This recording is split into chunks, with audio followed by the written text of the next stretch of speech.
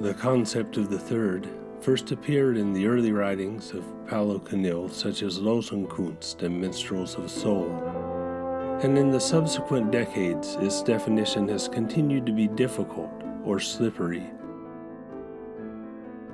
This is not due to a lack of effort, but to the fact that the definition contains a seemingly irreducible multiplicity of possible and potential meanings. The term has been interpreted at times as emergence, as surprise, as the presence of the art as sentient being, and even to the presence of the ineffable. The thing that seems consistent across all definitions of the third has to do with the necessity to see the third as another therapeutic presence in the room that is neither therapist nor client, one that is emergent from the art-making process. Let's listen to Dr. Knill's explanation. No, there are things you have no idea how they happen. You look at the painting with a patient and suddenly he sees something and I didn't see that and I see it too. So what was it? What was in the way that I didn't see it, that he saw it, and that it is there?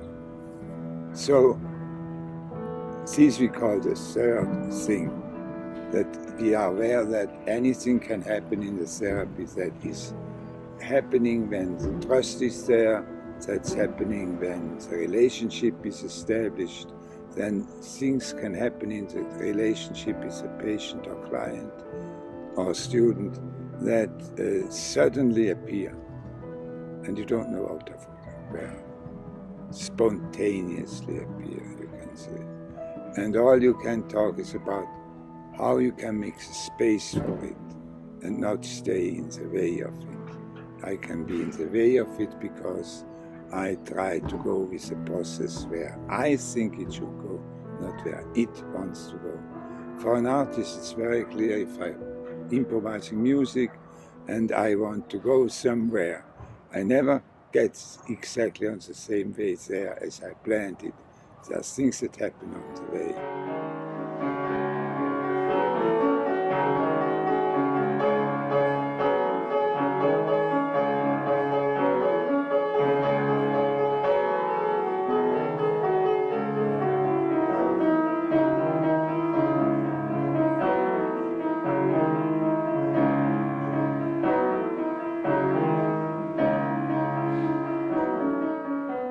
Same when you paint and you get stuck and you look again and you paint again and it works. Oh yeah, that was it. And you have no explanation for it. It just happens. And it's like in your hand. One could say it's in your hand. You paint, get stuck, and your hand does it and it works or it doesn't work. And why doesn't it not work? You can't explain that neither. Knill's definition of the third is spacious, leaving room for the emergent across a range of possible experiences within the creation and aesthetic analysis of a work of art. There are key things to note. 1, Knill places experience of the third within the decentering phase of an expressive arts session. Also, the phenomenon of the third arising is something to be experienced rather than explained. It is a helpful component of the art-making process, native to that making, and can neither be planned nor rationalized.